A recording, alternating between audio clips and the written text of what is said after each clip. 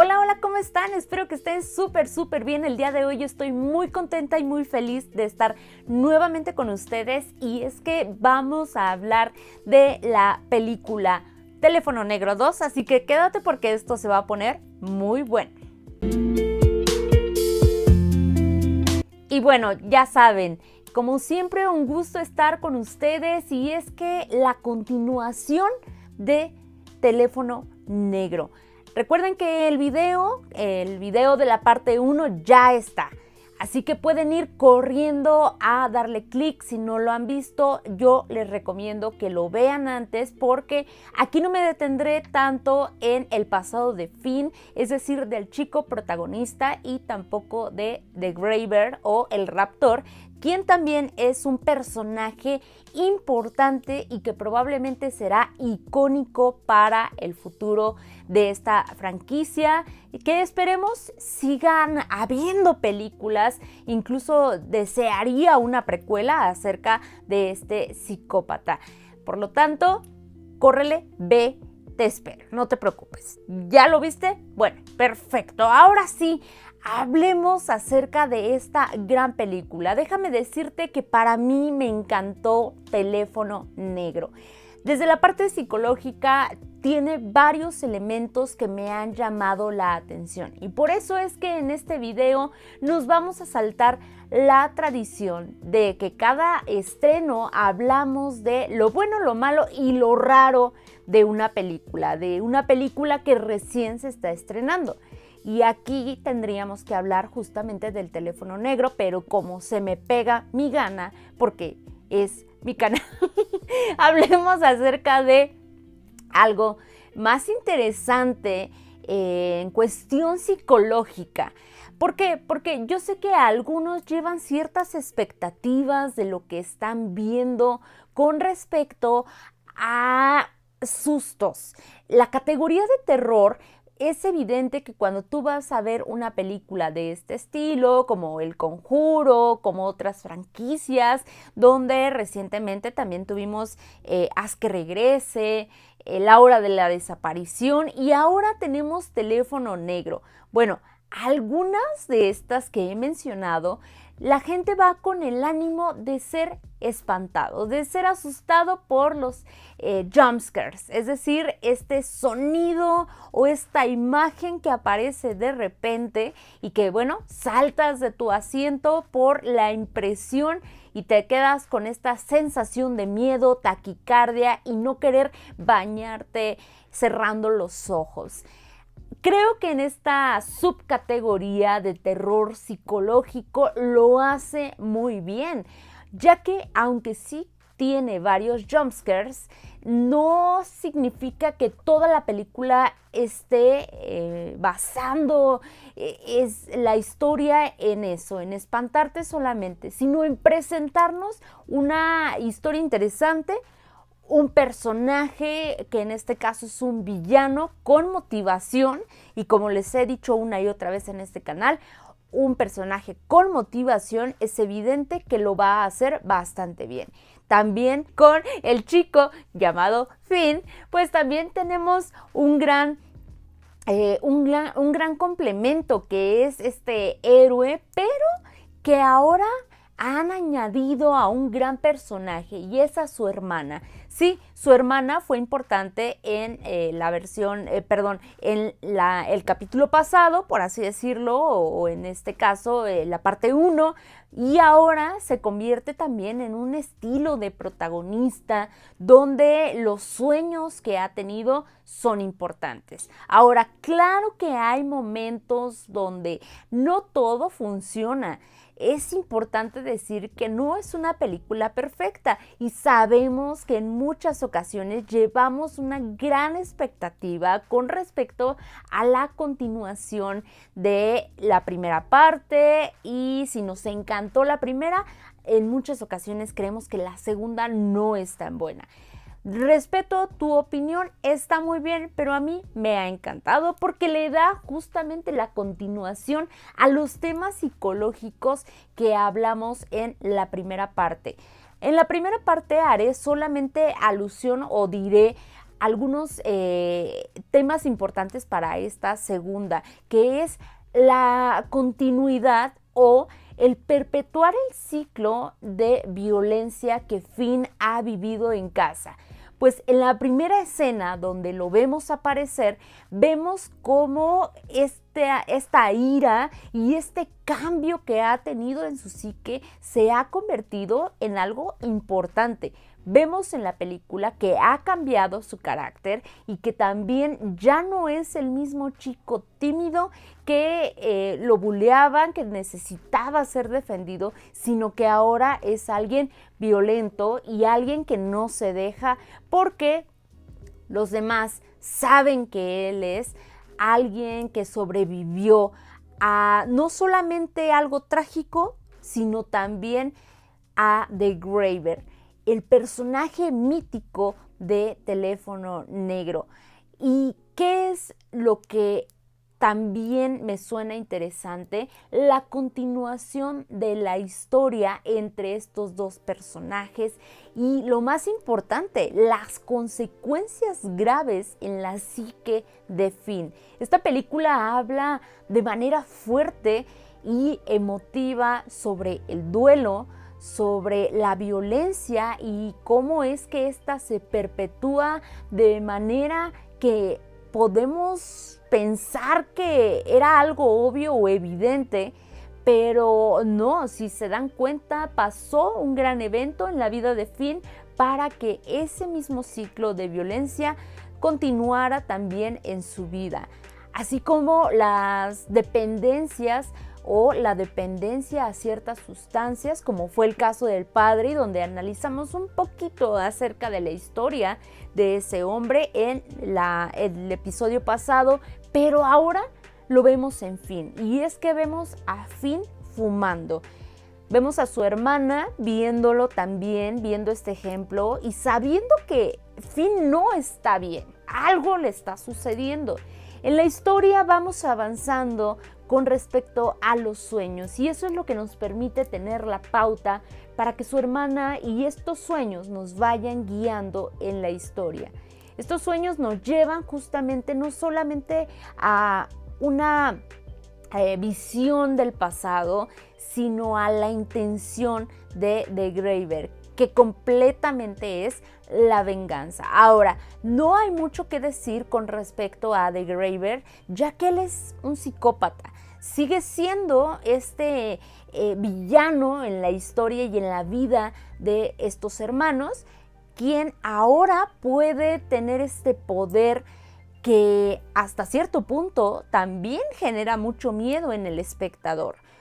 ¿Cómo vas a deshacerte de un villano que ya no está en tu plano? Es decir, ya no está en el mismo plano de la realidad, sino que puede oscilar entre el más allá y la realidad que tenemos nosotros. Y creo que esta es una clave importante, lo sobrenatural. Esto va más allá de lo que creeríamos que es natural y me parece lo más interesante de esta historia.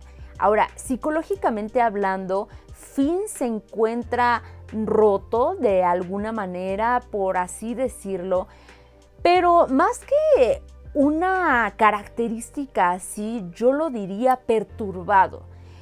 Se encuentra en un momento inestable y desafortunadamente quien ha perpetuado también estas emociones es el padre, ya que el padre no ha tenido la inteligencia emocional para manejar el duelo de su esposa y vemos en la primera parte cómo tuvo que tomar alcohol para poder superar día a día y ahora vemos a Finn en este mismo ejemplo, donde para poder superar el día a día y el duelo de la situación por la que pasó, ahora no solamente se desquita de manera física, sino también trata de aminorar estas sensaciones, esos sentimientos y apagar o adormecer estas emociones, huyendo de ellas y en vez de enfrentarlas, está generando un ciclo vicioso donde cada vez está sintiendo con más fuerza esas emociones con las que no sabe lidiar. Definitivamente vemos aquí también que hay ciertas ideas y patrones de conducta que específicamente en estos dos hombres pudieran haber pues ciertos aprendizajes machistas o ciertos aprendizajes del cómo debería de actuar un hombre, ya que en su hermana vemos que es muy fácil que ella pueda perder la compostura. Es decir, a su hermana la vemos llorar, gritar, desahogarse, tener esta conversación íntima con quien ahora es su crush y con quien también tienen esta aventura, el visitar una cabaña en donde era un campamento juvenil cristiano y ahí colaboró su mamá.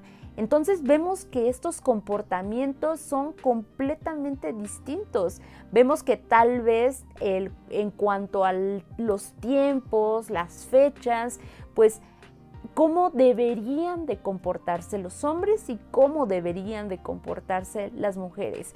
Paréntesis, es que el machismo puede afectar, aunque no creas que te está afectando a ti como hombre.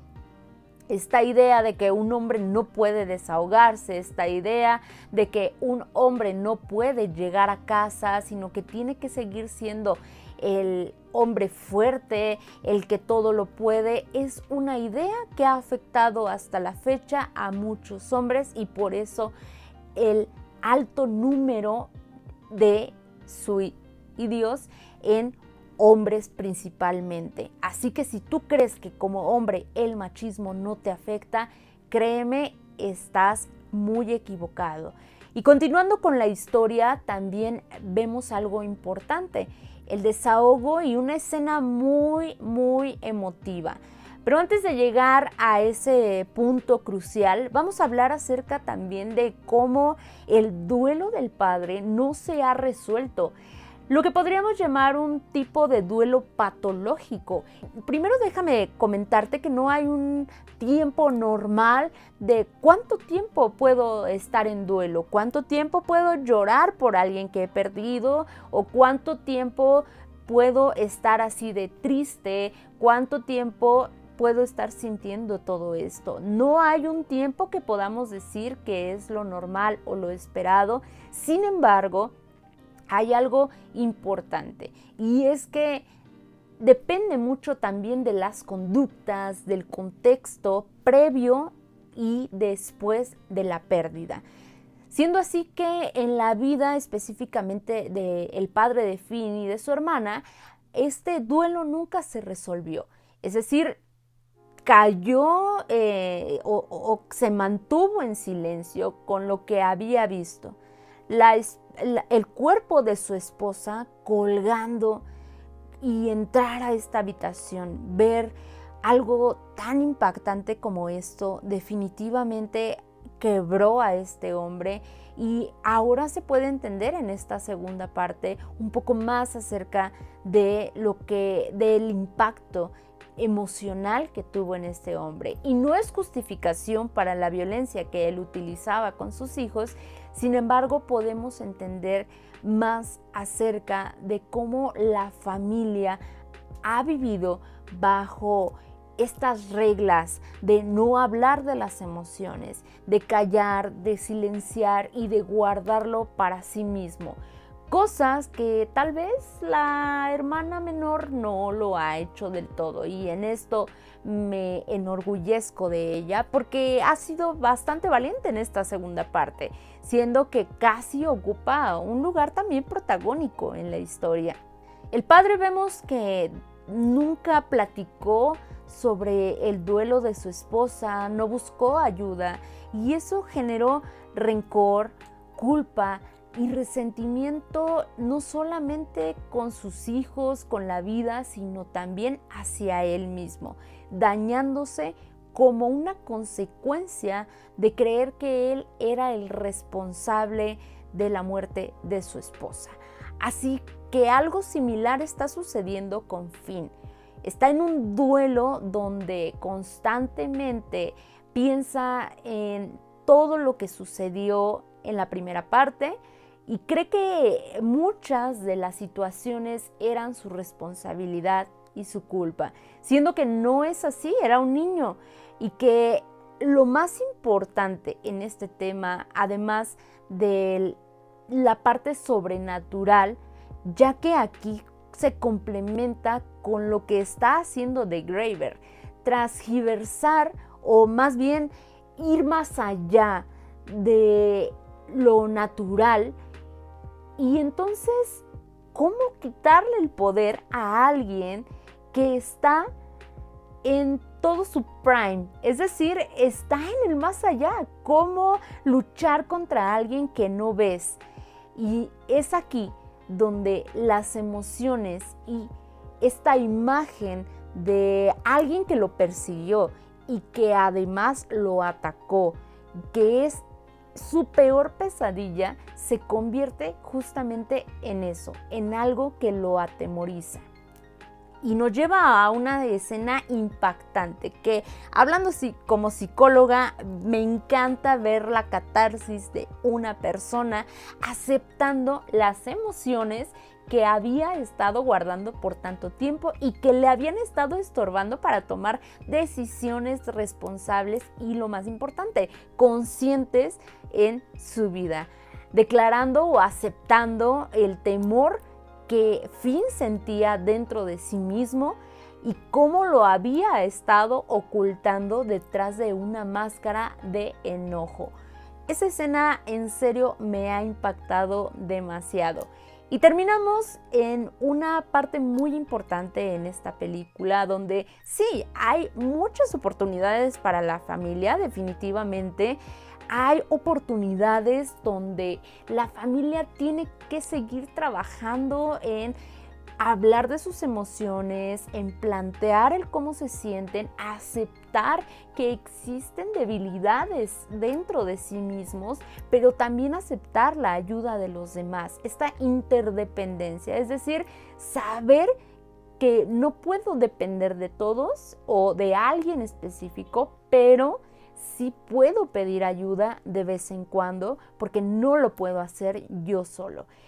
Y terminamos con una escena súper emotiva que ahora The Graver nos deja una enseñanza importante, y es que si podemos traspasar las leyes naturales para lo malo, también lo podemos hacer para lo bueno. Así que la hermana de Finn, no sé por qué se me olvida su nombre, en serio, es algo ahí, un tema, yo creo. Pero esta chica lo que hace es comunicarse con su mamá. Su mamá quiere hablar con ella y la felicita y la motiva, y lo más importante, termina contándole o termina diciéndole cómo se encuentra ella en el más allá y le infunde esta motivación y ese aliento para que continúe aprovechando su don, ya que le confirma, no es una maldición, los sueños no es algo malo, es algo que justamente hasta ese momento sí ha sido un motivo de miedo, pero también ha sido un motivo o más bien ha sido una herramienta que le ha ayudado a seguir adelante y a ayudar a otros, y no solamente a sí misma, sino a todos estos chicos que estaban buscando ayudar a descansar en paz a todas estas almas que The Graver estaba, o más bien dejó en el limbo. Una historia que me gustó muchísimo, así que si te estás perdiendo la segunda parte porque alguien está diciendo que es muy mala, que las segundas partes no son buenas, te sugiero que vayas a verla con un ojo más crítico y con ahora esta opinión. Y recuerda que cuando la veas, déjame en los comentarios qué tal te pareció esta película, y lo más importante, ¿crees que The Graver vaya a regresar en una tercera parte? Si ya la viste, cuéntame cómo crees tú que vaya a regresar. ¿Qué otros temas de psicología te gustaría que habláramos? ¿O qué otros temas pudiste percibir en esta segunda parte? Mi nombre es Nancy Jiménez, psicóloga de película. Cuídate mucho, nos vemos en un próximo video. Bye.